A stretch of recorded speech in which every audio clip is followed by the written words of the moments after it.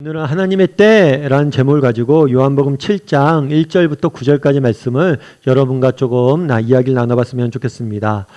인간은 시간과 공간 속에 갇혀서 사실 사는 존재입니다.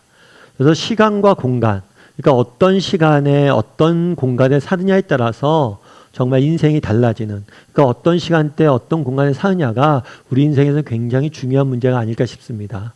조금 다르게 표현하면 우리가 살아가는 이 공간과 이 시간을 어떻게 이해하느냐, 이것은 우리 인생의 가장 중요한 주제 중에 하나일 거예요. 저는 오늘 여러분과 함께 이 시간의 문제에 대해서 좀 살펴봤으면 좋겠습니다. 그리스도인으로서 우리는 어떻게 시간을 바라보고 이 시간을 해석하고 이 시간 속에 살아갈지에 대해서 여러분과 몇 가지 이야기를 나누고 또 삶의 지혜를 함께 나누는 시간이 되었으면 좋겠습니다. 먼저 시간과 관련해서 우리는 크게 두 가지 시간 관점이 있다라고 이야기를 합니다. 첫 번째는 뭐냐면 순환론적 세계관이에요. 그건 뭐냐면 계속 세상이 반복된다는 거죠. 세속에서 끊임없이 세상이 돌고 돈다는 겁니다. 대부분은 이런 순환론적 세계관을 갖고 있는 것은 불교나 또 힌두교 같은 거겠죠. 그래서 인생은 계속해서 반복된다는 거예요. 인간이 태어나서 성장하고 죽고, 그러면 다시 태어나고, 다시 성장하고 죽고, 끊임없이 반복된다고 보는 게 순환론적 세계관입니다. 그런데 기독교는 이와는 좀 다른 세계관을 갖고 있어요. 그것은 뭐라고 이야기하냐면 종말론적 세계관이라고 이야기합니다. 이 시간은 시작점이 있고 또 끝점이 있다는 거예요. 그래서 직선적으로 시작에서 끝까지 흘러간다, 계속해서 진행된다 보는 게 종말론적 세계관입니다. 그래서 기독교인들은 이 세상에 시간이 끝이 있다라고 봐요. 그래서 시간이 끝이 있고 그 끝날에 하나님께서 우리 인생에 대해서 평가해 주실 거기 때문에 그 평가될 것을 바라봄으로 이 땅에서 살아가는 거겠죠. 그래서 시간을 바라보는 관점은 크게 순환론적 세계관과 종말론적 세계관이 있습니다. 또한 성경에는 시간이라는 단어가 등장하는데 이 시간이라는 단어가 두 가지 용례로 쓰여요. 그러니까 예를 들면 헬라어로 그런 거죠. 시간을 나타내는 단어가 두 가지가 있습니다. 하나는 크로노스이고 다른 하나는 카이로스예요. 이 크로노스는 뭐냐면 물리적 시간을 의미해요. 그래서 예를 들면 그런 거죠. 1시간, 2시간, 3시간, 한 달, 두 달, 석 달, 1년, 2년, 3년 이렇게 물리적으로 흘러가는 시간을 의미할 때는 크로노스라는 단어를 씁니다. 그런데 똑같은 시간이라는 단어인데 카이로스라는 단어를 쓸 때가 있어요. 이거는 똑같이 시간을 의미하는데 이건 단순한 물리적 시간이 아니라 순간을 의미해요. 순간. 결정적인 순간을 의미할 때는 카이로스를 씁니다. 예를 들면 인생을 의미할 때 우리가 탄생을 하죠. 그리고 또 결혼을 합니다. 또 죽음을 맞이합니다. 그만큼 우리의 인생의 중요한 순간들을 의미할 때는 카이로스라는 단어를 써요. 오늘 본문에 예수님께서 이런 얘기합니다. 내 때가 이르지 않았다 했을 때 이 때도 크로노스가 아니에요. 그냥 시간을 의미하는 게 11시가 됐다 이런 의미가 아니라 순간을 의미하는 게 결정적인 순간. 그래서 이 내 때가 이르지 않았다, 이 순간에 대해서, 시간에 대해서 좀 더 살펴봤으면 좋겠는데요. 우리 3절과 4절 말씀을 같이 한번 읽어봤으면 좋겠습니다. 같이 읽도록 하겠습니다. 그 형제들이 예수께 이르되 당신이 행하는 일을 제자들도 보게 여기를 떠나 유대로 가소서. 스스로 나타나기를 구하면서 묻혀서 일하는 사람이 없나니 이 일을 행하려 하거든 자신을 세상에 나타내소서 하니. 그 형제들이라고 되어 있죠. 이건 예수님의 형제들이에요. 예수님의 형제들이 예수님에게 찾아와서 말을 합니다. 그럼 어떤 말을 했을까요? 뭐라고 얘기하냐면 여기를 떠나 유대로 가소서라고 이야기를 해요. 그렇다면 왜 갑자기 형제들이 예수님에게 와서 여기를 떠나서 유대로 가라고 이야기했을까요? 그걸 알기 위해서는 그 당시 배경을 좀 알아야겠죠. 그 당시 유대 땅은 크게 3등분할 수 있습니다. 북부지방은 우리가 배운 것처럼 갈릴리라고 불려요. 그리고 중부지방은 사마리라고 불리고 남부지방은 유대라고 불립니다. 그런데 그 당시에 이 유대지방은 이스라엘 전체의 정치, 종교, 사회의 중심지였어요. 그런데 그 당시 예수님께서는 이 갈릴리 지방에 주로 머물고 계셨습니다. 그러니까 제자들이 이야기하는 거, 형제들이 이야기하는 거죠. 왜 이곳에 있냐? 당신이 정말 메시아라면 이 북부 갈릴리에 머물지 말고 빨리 어디로 가라는 거예요? 유대로 가라는 거예요. 유대로 가서 정말 정치, 종교, 사회, 문화 중심지에 가서 당신이 메시아됨을 나타내라는 거죠. 그렇다면 왜 형제들이 이런 얘기를 했을까요? 우리가 지난주에 살펴본 것처럼 많은 제자들 중에서 많은 사람들이 떠났습니다. 예수님을 따르는 사람들 중에서 떠나니까 나름 뭐가 된 거예요? 걱정이 된 거겠죠. 염려가 된 거겠죠. 정말 당신이 메시아라면 왜 사람들이 떠나게 두냐? 사람들이 떠나게 두지 말고 유대에 가서 당신의 권능을 나타내라. 그럼 더 많은 사람들이 당신을 따를 거 아니냐? 라고 이렇게 말한 거예요. 사실 이러한 염려의 뒤편에는, 내면에는 뭐가 깔려 있는 거예요? 불신이 깔려 있는 거죠. 사실 우리가 염려하는 이유가 뭘까요? 그거는 사실은 믿지 못해서 염려하는 거예요. 예를 들면 그런 거죠. 자녀들한테도 얘기할 때, 자녀들한테 우리가 막 잔소리를 하잖아요. 잔소리를 할 때 자녀들이 가끔 그런 얘기 하죠. 아, 제가 알아서 할게요. 저 좀 믿어요. 사실 우리 자녀를 믿죠. 그래도 염려가 되지만 때로는 우리가 염려하는 이유가 뭐예요? 믿지 못해서 염려하는 경우도 많아요. 정말 자녀를 신뢰한다면 우리가 많은 것을 맡기겠죠. 그 당시에 예수님을 믿지 못했어요. 메시아임을 받아들이지 못했어요. 그러다 보니까 형에 대해서 염려하고 걱정하는 거죠. 그럼 이 형제들의 이야기에 대해서 예수님은 뭐라고 답했을까요? 우리 6절 말씀 같이 한번 읽어볼까요? 같이 읽도록 하겠습니다. 예수께서 이르시되 내 때는 아직 이르지 아니하였거니와 너희 때는 늘 준비되어 있느니라. 예수님께서 뭐라고 답했냐면 내 때가 이르지 않았다. 이 때는 앞서 이야기했던 것처럼 카이로스예요. 나의 순간은 이르지 않았다, 이런 의미죠. 그럼 나의 때, 나의 순간은 무엇을 의미할까요? 요한복음에서 이 내 때는 무엇을 의미하냐면 십자가의 때를 의미해요. 예수님께서 십자가 지시는 그 순간이 오지 않았다는 거죠. 다르게 말하면 이런 겁니다. 예수님께서 이 땅에 오신 이유는 무엇일까요?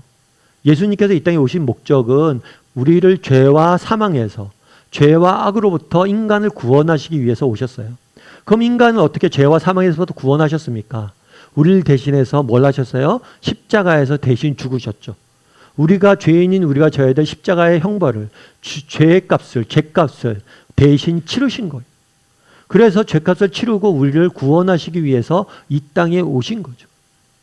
그래서 내 때가 오지 않았다라는 것은 십자가의 때가 오지 않았다는 것이고, 그것은 무엇을 의미하냐면 우리를 구원하실 때가 아직 오지 않았다는 거예요. 조금 다르게 표현하면 이렇게 표현할 수 있을 것 같아요. 예수님의 시선은 늘 어디에 맞춰져 있었어요? 자신이 이 땅에 오신 목적, 하나님이 주신 소명에 맞춰져 있던 거예요. 사실 예수님은 언제든지 권능을 행할 수 있었어요. 언제든지 유대에 내려갈 수 있었어요. 언제든지 사람의 인기를 얻을 수 있었습니다. 사람들이 떠나는 것을 막을 수 있었어요. 권능을 행하시고 사람들을 다시 불러 모을 수 있었어요. 하지만 예수님은 이런 것에 흔들리지 않았습니다.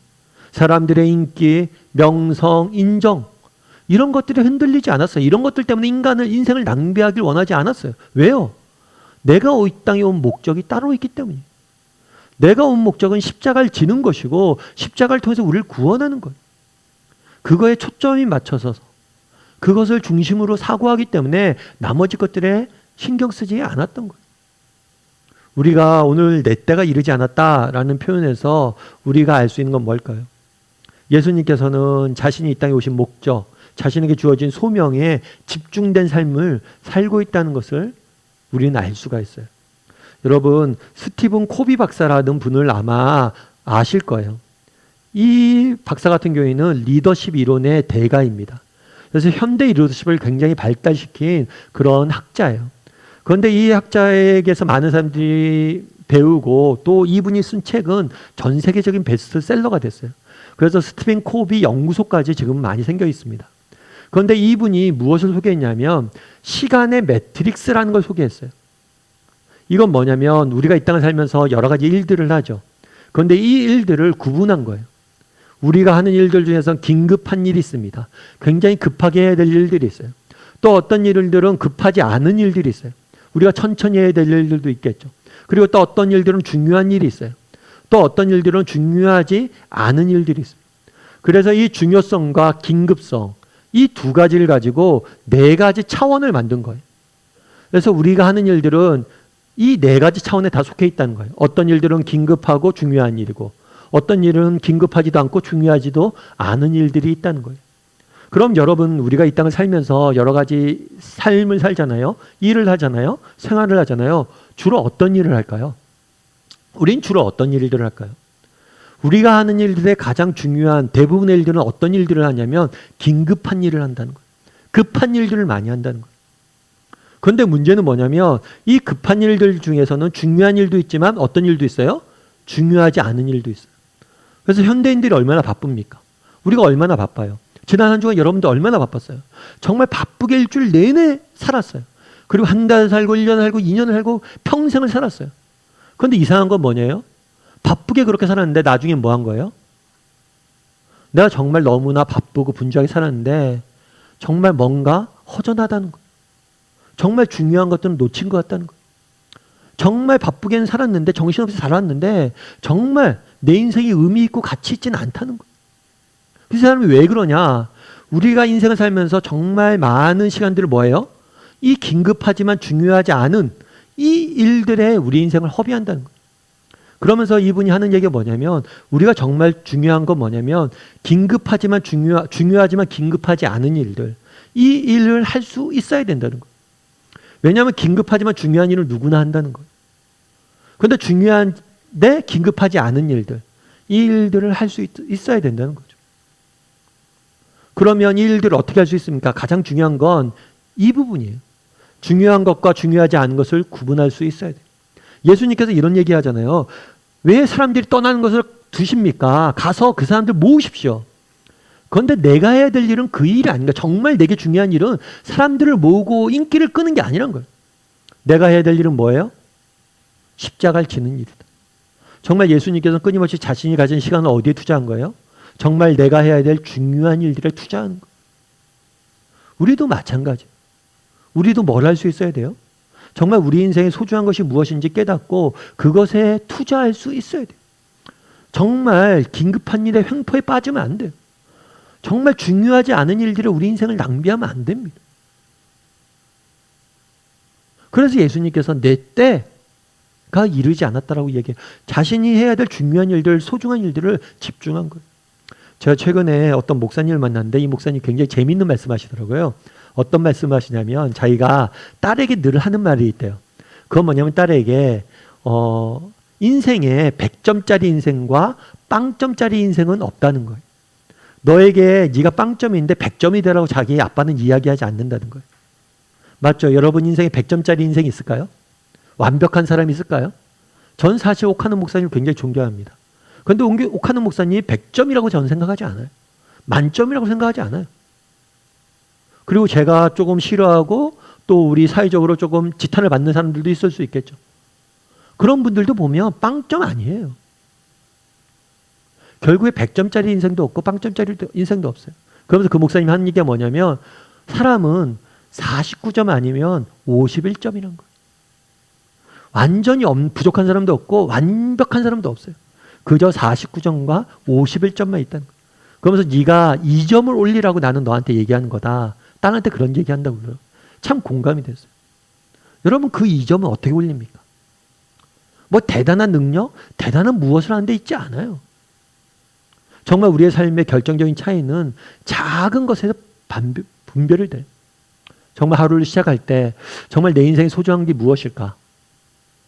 그것들을 기억하고 그것들을 위해서 투자할 수 있는 것들. 정말 소중한 것들을 분별할 수 있는 눈을 갖고 그것들을 위해서 매일매일 조금씩 투자할 수 있는 것들. 그런 것들이 우리 인생의 차이를 만들고 우리 인생의 2점을 더하는 것.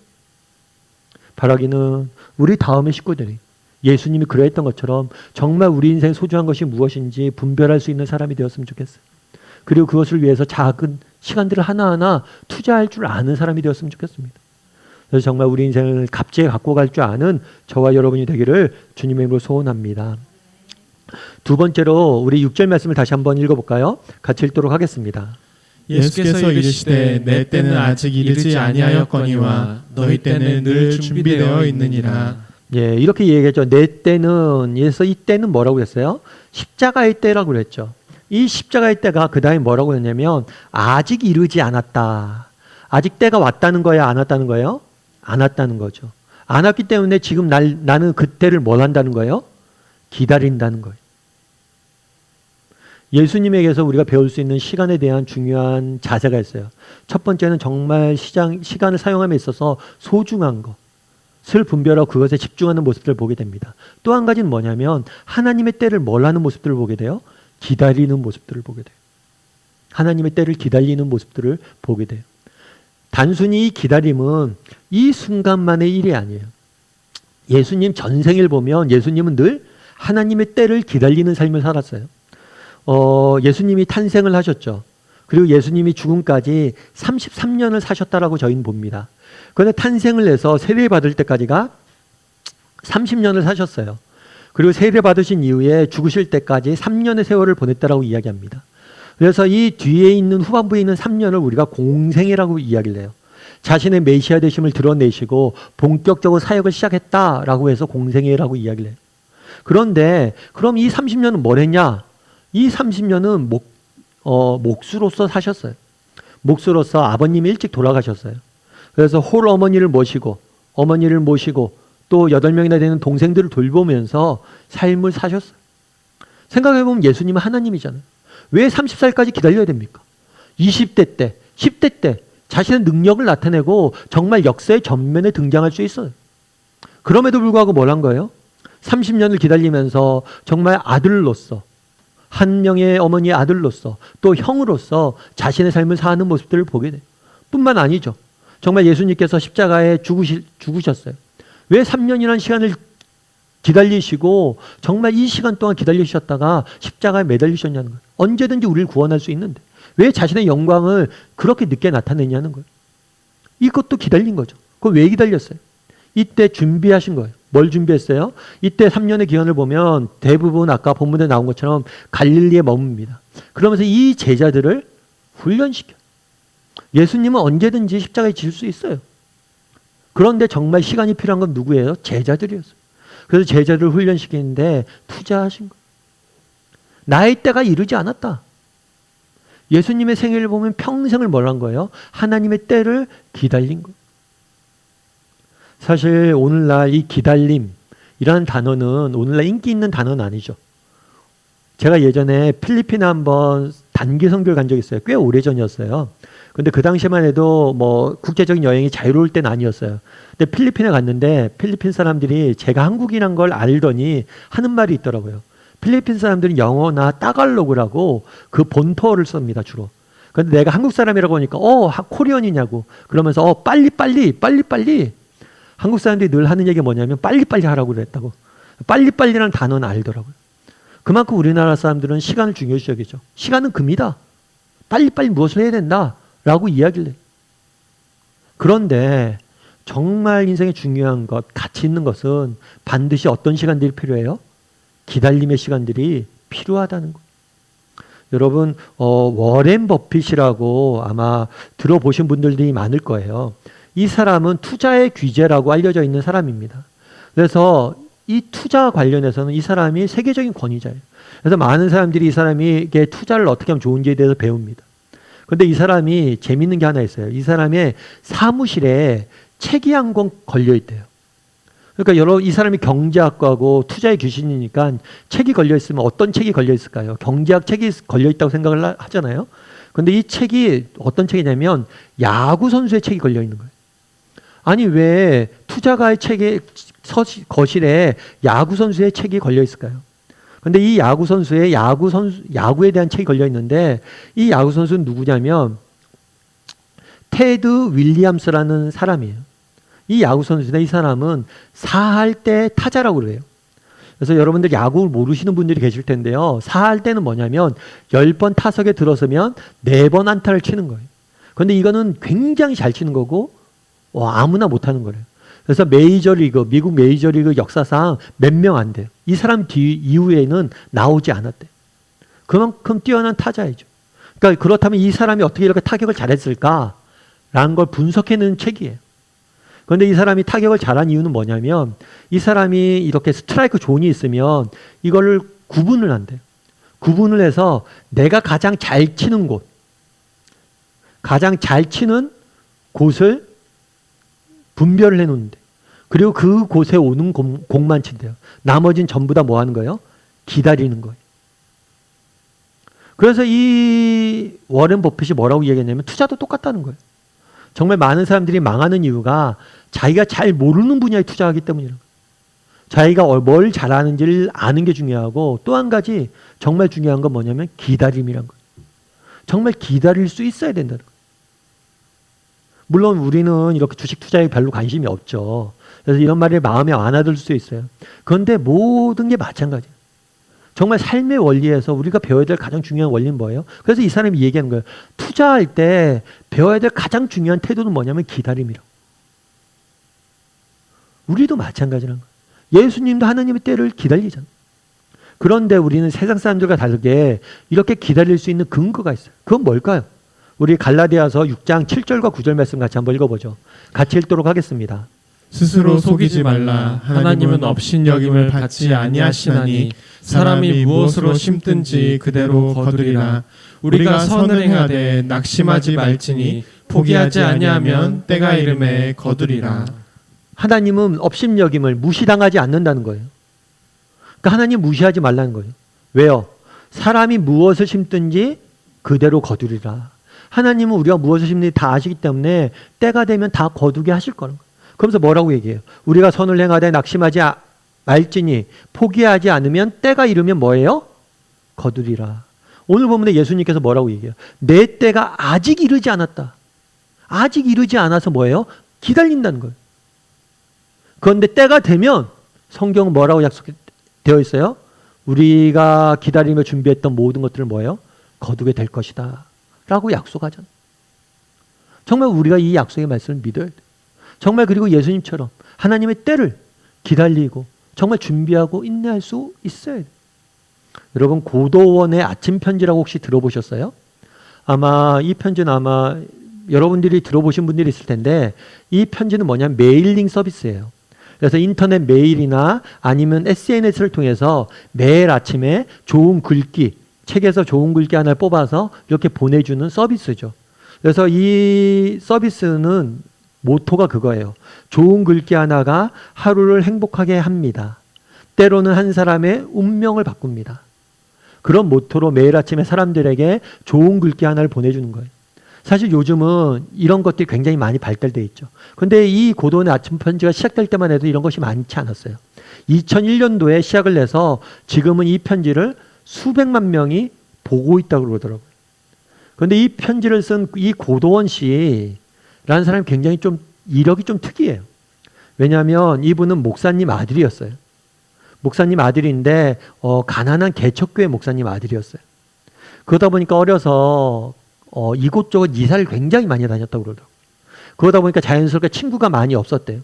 그러다 보니까 친구만 없을 뿐만 아니라 왕따를 굉장히 심하게 당했어요.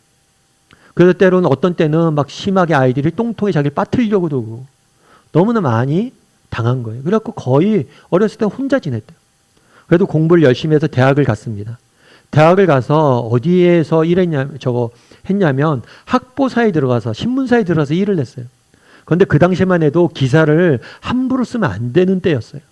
그런데 기사를 하나 잘못 쓰는 바람에 학교에 제적을 당합니다. 그리고 강제 징집을 당해요. 학교를 떠나게 된 거죠. 뿐만 아니라 나중에 대학을 졸업하고 가게를 시작을 해요. 그런데 가게를 시작한 다음에 어떻게 됐냐면 가게를 시작했다가 사기를 당해요. 그래서 망한 거죠. 인생을 돌아보면 매 순간순간 중요한 순간순간마다 뭐예요? 인생에 어려움이 닥친 거예요. 믿음도 있는데 아버지가 목사고 나도 정말 신학교 가려고 그랬고 정말 열심히 했는데도 불구하고 이런 어려움들이 있는 거예요. 그런데 이분이 나중에 그런 이야기를 해요. 정말 그때는 어려움들만 가득했다라고 내 인생에 생각했는데 이 시기가 하나님이 나를 준비시키는 시기였다는 거예요. 왜냐하면 어렸을 때 왕따를 당했잖아요. 그러다 보니까 친구가 없었대요. 그러다 보니까 자기의 유일한 친구는 책밖에 없었대요. 그래서 어렸을 때 책을 그렇게 많이 읽었대요. 뿐만 아니라 대학 때 신문사나 또 교회에서 주보 같은 걸 만들잖아요. 이런 걸 만들다 보면 중간중간에 이제 원고가 비는 경우가 있어요. 그럴 때는 좋은 글들을 사이사이에 넣어줘야 돼요. 그래서 자기가 책을 읽은 다음에 읽는 걸로 끝나지 않고 책에서 좋은 글귀를 뽑아서 독서 카드를 만드는 습관을 들였대요. 그게 많이 쌓여 있는 거예요. 습관을 들이다 보니까.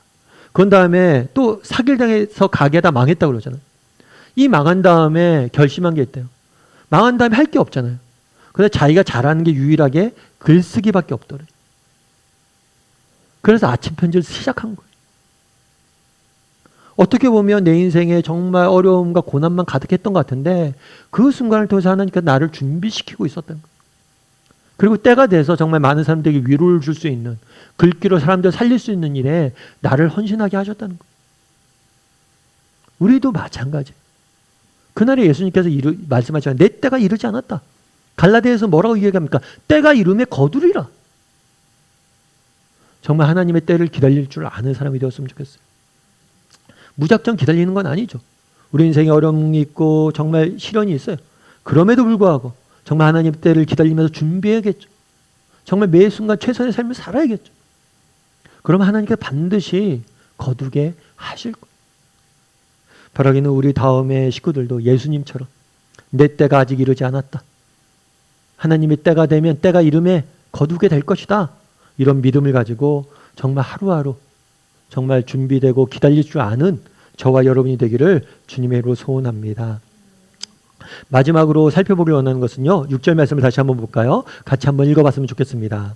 예수께서 이르시되 내 때는 아직 이르지 아니하였거니와 너희 때는 늘 준비되어 있느니라. 내 때는 이르지 않았다. 이 때에서 우리는 알 수 있는 것은 우선순위. 정말 우리가 소중한 것이 무엇인지 분별하고 그것에 시간을 투자할 수 있어야 돼요. 그리고 아직 이르지 않았다라는 것에서 알 수 있는 건 뭐예요? 하나님의 때를 기다릴 줄 알아야 돼요, 우리가. 그리고 정말 하나님의 때가 되면 하나님이 거두실 거란 걸 믿고, 거두게 하실 거를 믿고 기다릴 줄 알아야 돼요. 그리고 마지막으로 뭐라고 얘기하냐면 너희 때는 준비되어 있다. 내 때는 이르지 않았는데 너희 때는 그럼 준비되어 있다. 그렇다면 너희 때는 언제냐는 거예요. 이 너희 때는 바로 어떤 때냐면 믿음의 때예요. 예를 들어서 예수님께서 십자가를 지시지 않았잖아요, 아직. 나중에 예수님께서 십자가를 지신 다음에 어떻게 됩니까? 부활하시고 하늘에 승천하실 거예요. 예수님께서 부활하고 승천하시기 전에는 이 사람들은 예수님 볼 수 있어요, 없어요? 볼 수 있죠. 만질 수 있죠. 너희 때는 지금 준비되어 있다는 거예요. 너희는 지금 나한테 나와서 배우고 나를 믿고 나를 따르고 나에게 준비될 시간이 있다는 거예요. 예수님의 때가 오기 전에 우리는 아까 예수님이 왜 그때 십자가에 달리셨다고 그랬어요? 준비하기 위해서 사람들을. 너희 때는 지금 준비되어져 있다는 거예요. 그런데 우리가 한 가지 기억할 것이 있죠. 이 너희 때는 늘 준비되어 있다. 맞아요. 우리 때는 늘 준비되어 있어요. 우리는 비록 예수님을 지금 보지 못하지만 예수님을 믿고 예수님 옆에 나가야 돼, 날마다. 그런데 우리가 기억할 것이 있어요. 이 때가 영원하지는 않다는 거예요. 예수님이 십자가에 달리시고 부활하시고 승천하시면 예수님을 못 만나는 것처럼 우리도 우리의 시간이 뭐예요? 영원하지 않다는 걸 기억해야 돼요. 우리의 시간이 한정되어져 있음을, 우리가 일할 수 있는 시간이 한정되어 있음을, 믿을 수 있는 시간이 한정되어 있음을 기억해야 돼요. 언젠가 우리는 어떻게 되는 거예요? 언젠가 우리 모두는 죽음을 맞이할 수밖에 없어요. 여러분, 우리가 사는 시간이 영원하지 않습니다. 우리가 앞서 서두에서 얘기했던 것처럼 우리가 갖고 있는 시간의 개념은 끊임없이 순환되던 세계관이 아니에요. 우리에게 다시 한번 기회가 있지 않아요. 안타까운 일이지만 다시 기회가 있지는 않을 것. 우리의 때가 한정되어 있음을 기억해야 돼. 앞서 그런 이야기를 했죠. 우리는 크로노스라는 물리적 시간 공간 속에 삽니다. 그래서 어떻게 되냐면 오늘에 서서 어제를 바라보고 내일을 준비하고 살아가요. 오늘에 우리는 갇혀 있어요. 그런데 이 크로노스가 아니라 우리는 카이로스의 관점에서 볼 수 있어요. 무슨 얘기냐? 정말 내일에 서서 오늘을 바라봐야 돼요. 다르게 얘기하면 마지막 순간에 서서 오늘을 볼 수 있는 시각이 필요하다는 거예요. 우리 인생은 영원하지 않고 언젠가 끝이 있을 것이고 그 끝날에 우리 인생에 대해서 하나님이 평가해 주실 거예요. 그 끝날에 서서 오늘을 바라보고 오늘 어떻게 살지를 결정할 수 있어야 된다는 거예요. 우리 시간이 영원하지 않음을 기억하고 이 한정된 시간을 정말 마지막 날에 서서 돌아보면서 오늘을 살 수 있어야 된다는 거예요. 여러분, 마틴 루터 킹 목사님이라고 아실 거예요. 미국 사회에서 흑인, 지금도 인종차별이 미국 사회에 굉장히 심하잖아요. 그래서 흑인들에 대한 그 차별과 이런 안 좋은 소식을 우리가 지금도 많이 듣잖아요. 근데 과거엔 더 심했어요. 그렇게 심했을 때 이 흑인 차별을 없애기 위해서 정말 노력했던 목사님이 있어요. 그래서 많은 분들에게 영향력을 미치고 존경을 받았죠. 그런데 안타까운 것은 이분이 39살 때 세상을 떠납니다. 저격을 당해요. 죽어요. 어떻게 보면 굉장히 젊은 날 돌아가신 거죠. 그래서 이 사람이 목사님이 죽은 다음에 이제 마지막 장례식을 치를 때 많은 분들이 와서 조사, 이렇게 이 사람에 대해서 이야기하는 시간이 있었어요. 그런데 어떤 사람이 그런 얘기를 했죠. 이 사람이 굉장히, 우리 목사님께서 굉장히 너무 짧은 시간을 사셨다고. 우리랑 좀 더 길게 머물렀으면 좋았을 텐데 너무 젊은 나이에 돌아가셨다고. 그런 이야기를 했어요. 그러자 윌리엄 페리에라는 그런 분이 등장을 해서 이런 이야기를 했어요. 어떤 이야기를 했냐면, 그렇습니다. 마틴이 살아간 36년은 정말 짧은 시간이었습니다. 자신의 사역의 결실을 보기에는 짧은 시간이었습니다. 자녀들이 학교 공부를 마치는 것을 보기에도 짧은 시간이었습니다. 자녀의 자녀들, 손자들의 재롱을 볼 수 없었던 너무나 짧은 시간이었습니다. 그러니까 열심히 39년 동안 수고했는데 결실이 잘 나타나지 않았다는 거예요. 뿐만 아니라 자녀들이 공부도 마치고 사회적으로 살아가는 모습도 볼 수 없는 그런 젊은 나이였다는 거죠. 그리고 손자도 보지 못했던 젊은 나이였다는 거죠. 그런데 계속해서 말을 이어요. 그러나 그가 산 39년은 자신을 위협하고 폭탄을 던지는 이들을 위해 기도하기에 충분히 긴 시간이었습니다. 그 39년은 정의와 사랑을 알지 못하는 이웃들을 깨우치기에 충분히 긴 시간이었습니다. 그 39년은 수백만 명의 군중들 앞에서 수십 번의 명연설을 남기기에 충분히 긴 시간이었습니다. 그 39년은 인류에게 자유의 소중한 가치를 일깨워 노벨상을 받게 하기에 충분히 긴 시간이었습니다. 그 39년은 그로 하여금 비전의 정상에 올라 인류 평화의 꿈을 꾸기에 충분히 긴 시간이었습니다. 39년은 물리적으로는 짧은 시간일 수 있다는 것. 하지만 그 시간을 그는 너무나 아름답게 썼다는 것. 여러분, 우리는 다 다른 물리적 시간을 갖고 살 거예요. 어떤 사람은 좀 길게 살겠죠. 어떤 사람은 남들보다 짧은 생을 살 수 있습니다. 하지만 물리적 시간은 중요한 게 아니에요. 정말 중요한 것은 뭐예요? 우리가 어떤 삶을 살았냐는 것. 그럼 우리 인생의 마지막 날 우리의 삶에 대해서 내가 산 몇 년의 시간은 어떤 삶이었습니다. 충분히 긴 시간이었습니다. 우리는 고백할 수 있을까요? 바라기는 정말 우리 인생의 마지막 날에 서서 오늘을 사는 사람이 되었으면 좋겠어요. 그냥 물리적 시간에 갇혀서 오늘이란 시간에 갇혀서 어제를 돌아보고 내일을 준비하고 사는 사람들이 되지 않았으면 좋겠어요. 내일에 서서, 마지막 날에 서서 오늘을 사는 사람이 되었으면 좋겠어요. 내 인생의 마지막 날에 정말 가치 있는 것들, 내 인생의 마지막 날에 정말 내가 잘 살았다 이야기할 수 있는 것들, 그것을 위해서 투자하는 사람이 되었으면 좋겠어요. 그랬을 때 오늘을 다르게 살 줄 아는 저와 여러분이 될 줄 믿습니다. 말씀을 맺을까 합니다. 오늘 우리가 시간에 대해 살펴봤어요. 예수님처럼 소중한 것들 선택할 수 있는 사람들이 되었으면 좋겠습니다. 또 예수님처럼 하나님 때를 기다릴 줄 아는 사람이 되었으면 좋겠어요. 그리고 예수님처럼 우리의 생의 마지막 순간에 정말 내 인생을 돌아보면서 후회하지 않을 마지막 순간에 서서 오늘을 살 줄 아는 저와 여러분이 되기를 주님의 이름으로 소원합니다.